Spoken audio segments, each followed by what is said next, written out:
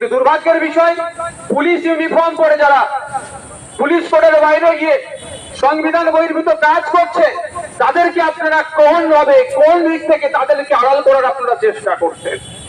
যে আসদীপ হালদার থেকে শুরু করে, আসদীপ সরকার থেকে শুরু করে আনিসকে যারা ছাদ থেকে ফেলে হত্যা করলো, শিকারী মোড়া আদিবাসী সমাজের ছেলেকে আবগারি দপ্তর তুলে নিয়ে গিয়েছিল, 3 দিন পরে তার লাশ পেয়েছে, সে পুলিশ কর্তারা তার সাথে অপকর্ম করলো, অন্যায় করলো, তাদেরকে এই প্রশাসনের একটা অংশ মুখ্যমন্ত্রী বাঁচানোর জন্য কেন তৎপর হয়ে উঠছে, এর জবাব আগামী দিনে দিতে হবে।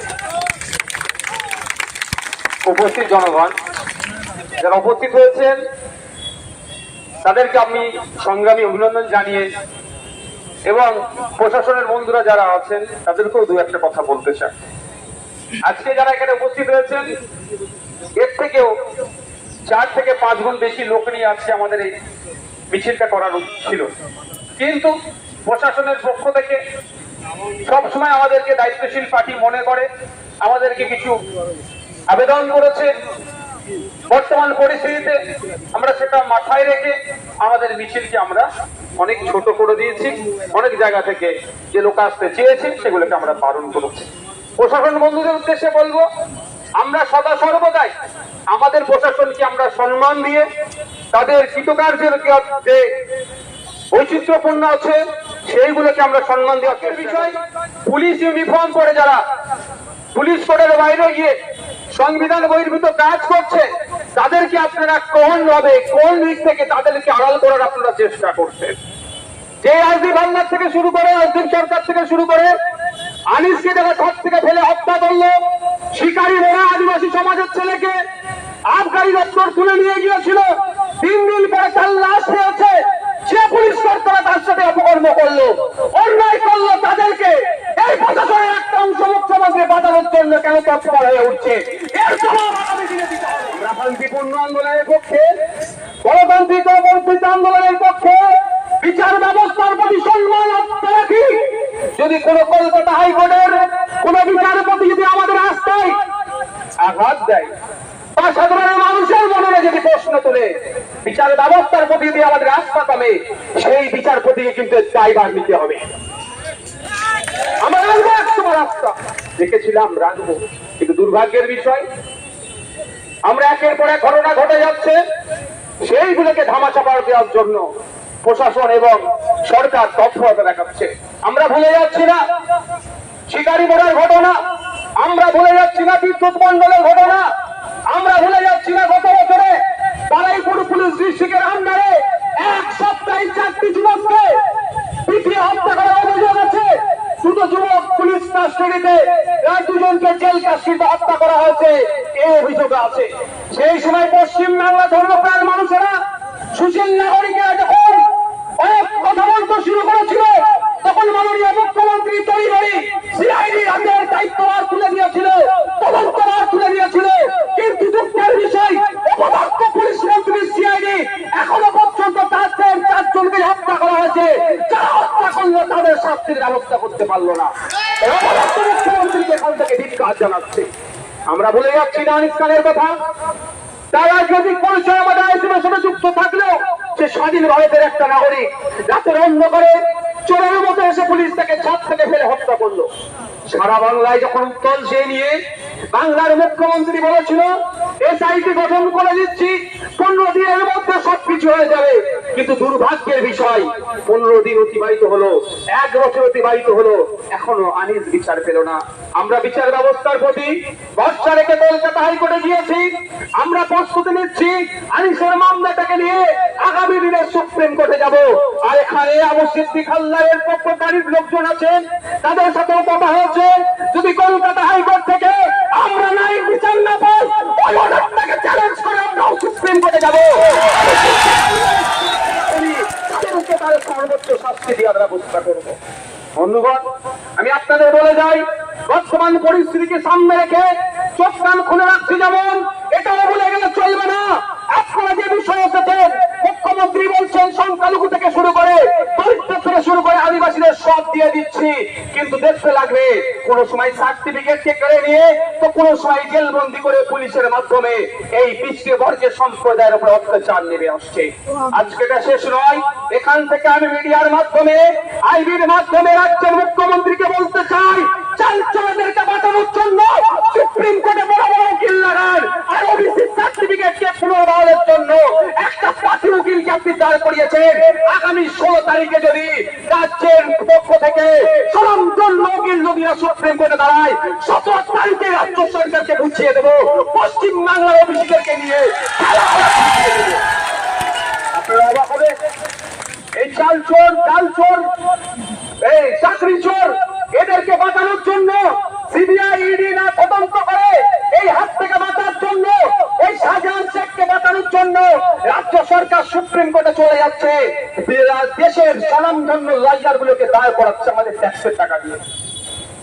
আর পশ্চিম বাংলার যারা পিছিয়ে বর্গের মানুষ, যাদের ওবিসি সার্টিফিকেট যারা নিয়ম মেনে না করার জন্য বাতিল হয়েছে, সেটাকে রাইটাকে চ্যালেঞ্জ করে যে লয়ার গুলোকে দাঁড় করানো দরকার, তার পরিবর্তে আমি পাতি শব্দটাকে উইথড্র করে নিচ্ছি, তার পরিবর্তে তুলনামূলক সিনিয়র অ্যাডভোকেটদেরকে না দিয়ে একটা লেভেলের দিচ্ছে, যাতে অকলমে ওই মামলাটা সুপ্রিম কোর্ট থেকে এখানে যারা জিতে যেতে পারে, কিন্তু হতে দেওয়া যাবে না।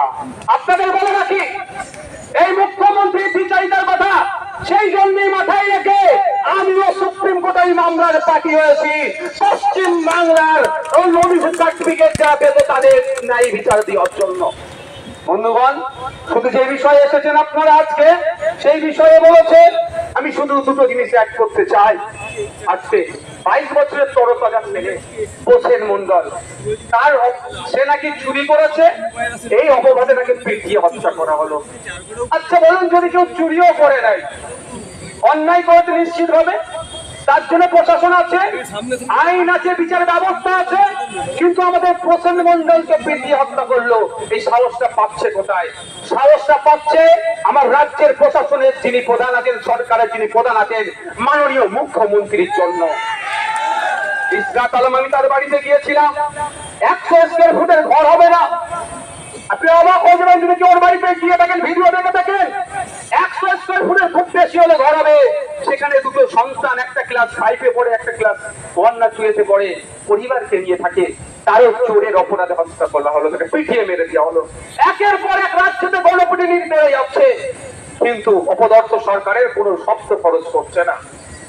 তাই এখান থেকে জানিয়ে দিতে চাই, রাজ্য সরকারকে অবিলম্বে বিধানসভায় স্পেশাল বিধানসভা রেখে এই গণপিটুনি রোধের জন্য সর্বোচ্চ শাস্তির ব্যবস্থা করে বিলকে পাস করানো হোক, সেখানে নওশাদ সিদ্দিকী সরকারের পক্ষে দাঁড়াবে। যদি না করে আমাদের তো বুঝে নিতে হবে। পারবেন তো নাকি? আমরা গণতান্ত্রিক প্রক্রিয়াতে জবাব দেব। কতদিন আর ওই ব্যালট বক্স চুরি করে, গণনা কেন্দ্র চুরি করে জিতবে ভাই? কতদিন হবে? তোমায় আসতে জবাব দিয়ে হবে। বন্ধুগণ, যারা উপস্থিত হয়েছেন, আমি আপনাদের কাছে অনুরোধ করব, আমি আপনাদের কাছে অনুরোধ করব যে আপনারা যেমন ধীরস্থির ভাবে ইন্ডিয়ান সেকুলার ফ্রন্টে দেখানো পথ অনুসরণ করে ধৈর্য শৃঙ্খলা বজায় রেখে আজকের আমাদের মিছিলে অংশগ্রহণ করেছেন।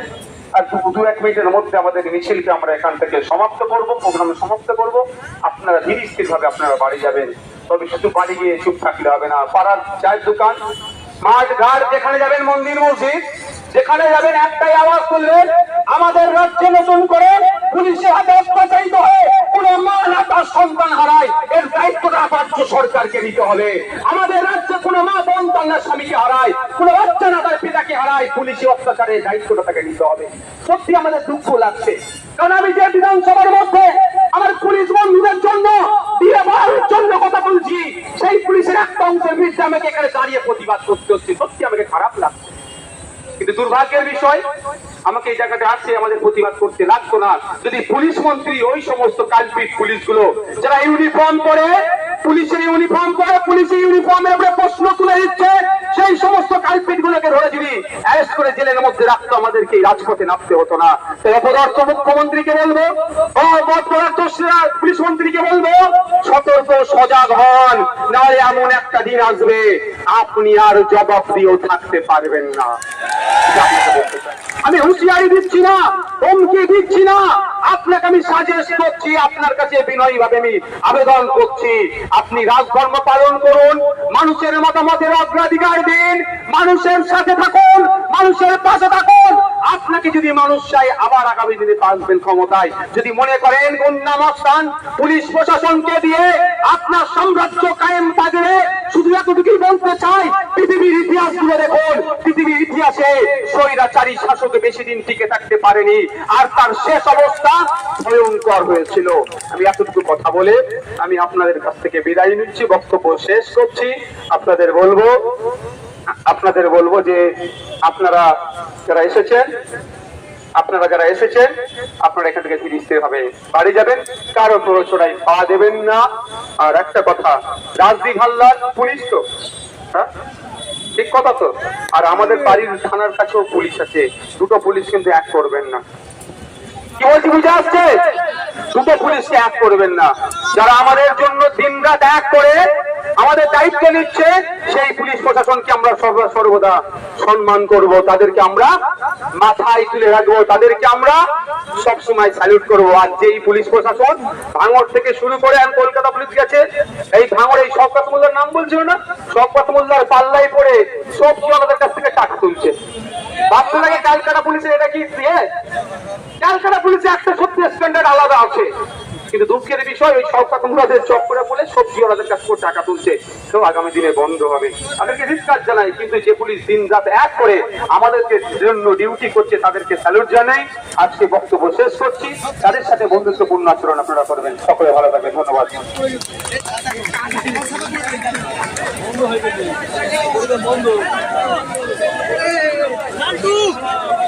আইএসএফ